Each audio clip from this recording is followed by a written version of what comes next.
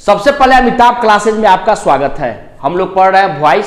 देखेंगे आज का जो हेल्पिंग वर्ब है, किस हेल्पिंग वर्ब को किसमें चेंज करना है, बेहद आसान तरीके से आपको समझाया गया है। कंफर्म है कि आपको समझ में आएगा और आप वीडियो को अंत तक जरूर देखें। और अभी तक अगर आपने लाइक नहीं किया है तो कृपया करके लाइक कर दें और सब्सक्राइब भी नहीं किया है तो कृपया करके आप सब्सक्राइब भी कर लें। ध्यान देंगे बाबू। देखिए, अगर आपका एक्टिव वॉइस में अगर आपका कैन आ गया तो बेहद आसान तरीका है। कैन को कैन भी में बदल दीजिए। मे आ गया, मे को मे भी में बदल दीजिए। कुड आ गया, कुड को कुड भी में बदल दीजिए। माइट आ गया, माइट को माइट भी में बदल दीजिए। शुड आ गया, शुड को शुड भी में बदल दीजिए। और मस्ट आ गया, मस्ट को मस्ट भी में बदल दीजिए।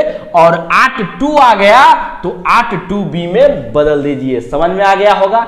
यानी can, may, could, might, should, must, ought to अगर आपके एक्टिव वॉइस में दिया है तो सिर्फ आपको बी जोड़ना है। यानी कैन को कैन भी, मे को मे भी, कुड को कुड भी, माइट को माइट भी, शुड को शुड भी, मस्ट को मस्ट भी और आट टू को आट टू बी में चेंज करना है। सब रूल आपका वॉइस का वही है। सब्जेक्ट को ऑब्जेक्ट के स्थान पर रखना है, ऑब्जेक्ट को सब्जेक्ट के स्थान पर रखना है, सब्जेक्ट को ऑब्जेक्ट के स्थान पर रखने से पहले बाई का प्रयोग करना है। और टेंस तथा यूज के अनुसार हमेशा एक्टिव वॉइस से पैसिव वॉइस बनाते समय हमेशा क्रिया का थर्ड फॉर्म तो भूलिएगा मत, हमेशा याद रखिएगा। थोड़ा सा ध्यान से देखिए। कंफर्म है, एग्जाम्पल सहित यहां पे आपको समझाया गया है। कंफर्म है कि आपको जरूर समझ में आएगा। ध्यान देंगे बाबू। रूल देखिए, सबसे पहले हम अफर्मेटिव देख लेते हैं। अफर्मेटिव में रूल है, सबसे पहले आपको ऑब्जेक्ट को लिखना है, वही रूल जो आपने पहले पढ़ा। ऑब्जेक्ट, उसके बाद से हेल्पिंग वर्ब। हेल्पिंग वर्ब में can be, may be, could be, might be, should be, must be, ought to be. और उसके बाद से क्रिया का थर्ड फॉर्म यूज करना है। उसके बाद से आपका बाई हो जाएगा, उसके बाद से आपका सब्जेक्ट हो जाएगा। और अफर्मेटिव सेंटेंस है तो फुल स्टॉप का तो प्रयोग करना ही है। ओके, यहां ध्यान देंगे। पहला एक्टिव देखिए क्या है, I can write this letter. बाबू यहां ध्यान देंगे, ये आई आपका सब्जेक्ट, कैन आपका हेल्पिंग वर्ब यानी सहायक क्रिया, ये राइट आपका वर्ब यानी क्रिया, और ये जो दिस लेटर है ना, ये आपका ऑब्जेक्ट है। तो सबसे पहले हमको लिखना क्या है, ऑब्जेक्ट को लिखना है। ऑब्जेक्ट क्या है बाबू, दिस लेटर। तो यहां पे आपका हो जाएगा दिस, उसके बाद से हो जाएगा लेटर, दिस लेटर हो गया। उसके बाद से हेल्पिंग वर्ब यानी देखिए कैन आया है तो कैन को हम किसमें बदलेंगे बाबू, कैन बी। बस खाली आपको बी जोड़ देना है। तो यहां पे आपका हो जाएगा बाबू कैन, उसके बाद हो जाएगा बी, राइट। देखिए कैन बी के बाद से सहायक क्रिया के बाद से आपको क्रिया का थर्ड फॉर्म लिखना है। क्रिया का थर्ड फॉर्म यहां पे क्या है बाबू, मतलब फर्स्ट दिया है राइट, तो राइट का रोट राइटन, यानी जो थर्ड फॉर्म है वो आपका राइटन हो जाएगा, WRITTEN राइटन हो गया। उसके बाद से हम किसका प्रयोग करेंगे बाबू, बाई का। और उसके बाद देखिए रूल क्या कर रहा है, सब्जेक्ट को लिखिए। तो यहां देखिए सब्जेक्ट क्या है, आई, और आई का ऑब्जेक्टिव केस क्या होगा, मी। यानी आई को हम किस में बदलते हैं, मी में बदलते हैं। तो बाई लिखे हैं, यहां पे आपका मी हो जाएगा और फुल स्टॉप का प्रयोग कर लेंगे। ओके, बिल्कुल घबराना नहीं है। वीडियो से आप जुड़े रहे, कंफर्म है आपको समझ में आएगा।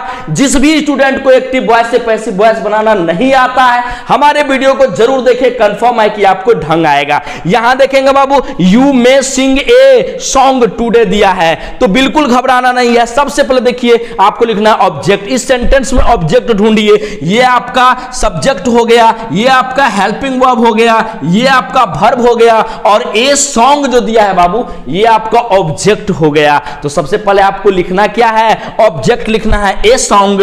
तो ये आपका हो गया ए, उसके बाद हो गया सॉन्ग। हेल्पिंग वर्ब यानी सहायक क्रिया क्या दिया है, मे को किस में बदलना है, मे बी में बदलना है। तो यहां पे हो गया आपका बाबू मे, उसके बाद से हमने क्या लिख दिया, बी। और ये क्रिया है ना सिंग, तो सिंग का थर्ड फॉर्म आपको यूज करना है, सिंग, सेंग, संग। तो यहां पे आपका हो जाएगा बाबू संग। उसके बाद से क्या लिखेंगे, बाई। और उसके बाद से देखिए क्या है, यू। और उसके बाद से हम क्या लिखेंगे, जो बचा हुआ क्या है, टुडे, उसको लिख लेंगे। उसके बाद से फुल स्टॉप का प्रयोग कर लेंगे। एक चीज और ध्यान दीजिएगा, यहां पे देखिए जैसे ए सॉन्ग में बी संग हो गया, बाई यू के पहले भी हम इस टुडे को यहां लिख सकते हैं, यानी संग के बाद से भी टुडे बाई यू हो जाएगा। और इस तरीके से भी अगर लिखते हैं ए सॉन्ग में be sung by you today, तब भी बिल्कुल आपका सही है, थोड़ा सा भी घबराना नहीं है। यहां ध्यान देंगे, अगला सेंटेंस देखिए आपका क्या है, एक्टिव है। सी कुड लर्न हर लेसन। बिल्कुल बिंदास रहिए, समझते रहिए, ध्यान देते रहिए, कंफर्म है आपको समझ में आएगा बाबू। देखिए सहायक क्रिया कुड दिया है, क्या दिया है? कुड। कुड को कुड बी में बदलना है, वही वाला रूल, सब वही रूल है आपका। देखिए ये आपका सी जो है ये आपका सब्जेक्ट हो गया, कुड हेल्पिंग वर्ब हो गया, जिसको कुड को कुड बी में बदलना है। ये लर्न आपका वर्ब का फर्स्ट फॉर्म दिया है। ये जो हर लेसन है ना, ये आपका ऑब्जेक्ट है बाबू। तो जब हर लेसन ऑब्जेक्ट है तो हमें सबसे पहले क्या लिखना है? ऑब्जेक्ट, क्योंकि रूल आपको मालूम है, सब्जेक्ट को ऑब्जेक्ट के स्थान पे, ये सब्जेक्ट है तो ऑब्जेक्ट के स्थान पे चला आएगा, और ये ऑब्जेक्ट है तो कहां चला आएगा? सब्जेक्ट के स्थान पे चला आएगा। ये हमेशा ख्याल रखना है। तो यहां पे देखिए क्या कर लेंगे, सबसे पहले लिखेंगे हर, उसके बाद से क्या लिखेंगे बाबू? लेसन। हर लेसन हो गया। सहायक क्रिया क्या है? कुड। तो कुड है तो कुड यहां लिख लेंगे, और कुड को हम किस में बदल देंगे बाबू? कुड बी में बदल देंगे। उसके बाद से क्रिया का थर्ड फॉर्म आपको लिखना है। क्रिया का थर्ड फॉर्म लर्न यहां पे दिया है, तो यहां पे क्रिया का थर्ड फॉर्म आपका क्या हो जाएगा? लर्न हो जाएगा। उसके बाद से हम क्या लिखेंगे? बाई, और सी को किस में बदलना है?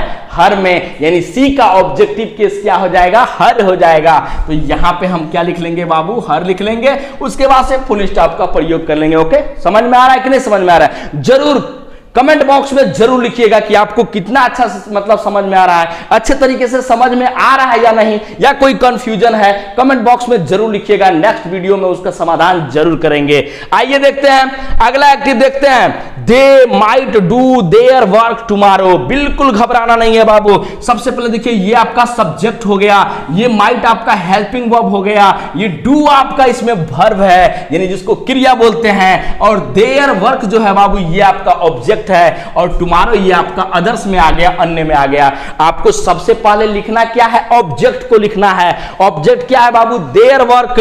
तो चलिए लिख लेते हैं। सबसे पहले क्या लिखेंगे? देयर। उसके बाद से हो जाएगा वर्क। माइट को किस में बदलेंगे बाबू? अभी मैंने आपको बताया, माइट को माइट भी में बदलना है, बिल्कुल घबराना नहीं है। और डू दिया है ना, तो डू का थर्ड फॉर्म ढूंढिए। Do, did, done. तो यहां पे थर्ड फॉर्म आपका हो जाएगा बाबू डन। और उसके बाद से इच्छा करें तो आप अदर्स जो दिया है इसको लिख सकते हैं। तो यहां पे हो जाएगा टुमारो, ठीक है ना, टुमारो। उसके बाद से आप क्या लिख लीजिए? बाई। और दे को किस में बदल देंगे बाबू? देम में बदल देंगे।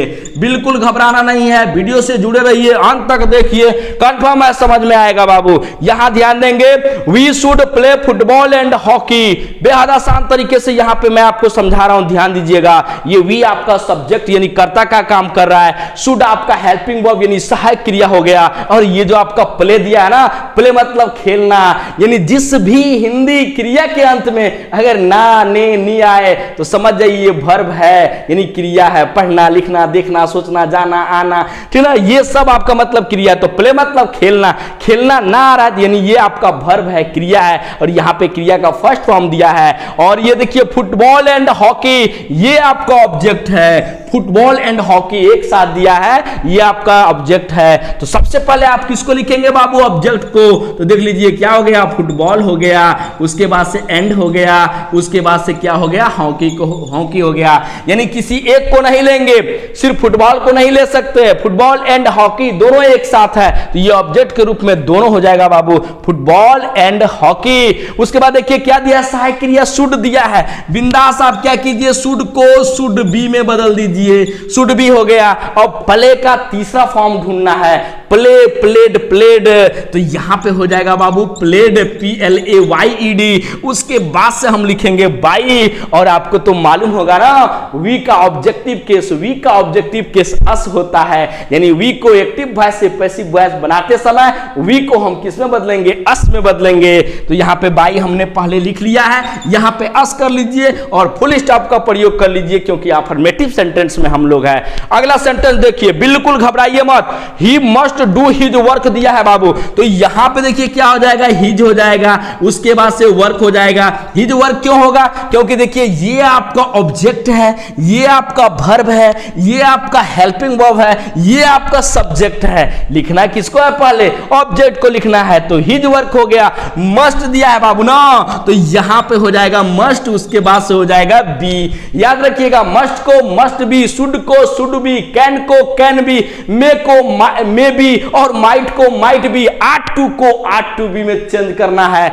हमेशा क्रिया का थॉट फॉर्म लगाते रहिएगा।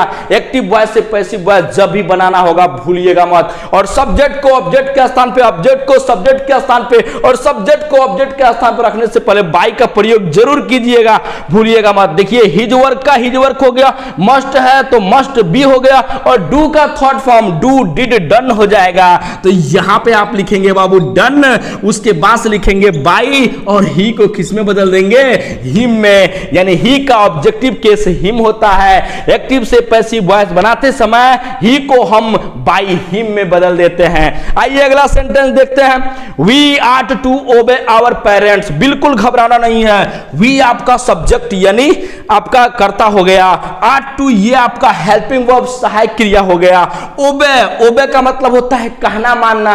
ये आपका देखिए कहना मानना ना आ गया ना, ये आपका वर्ब हो गया, क्रिया हो गया।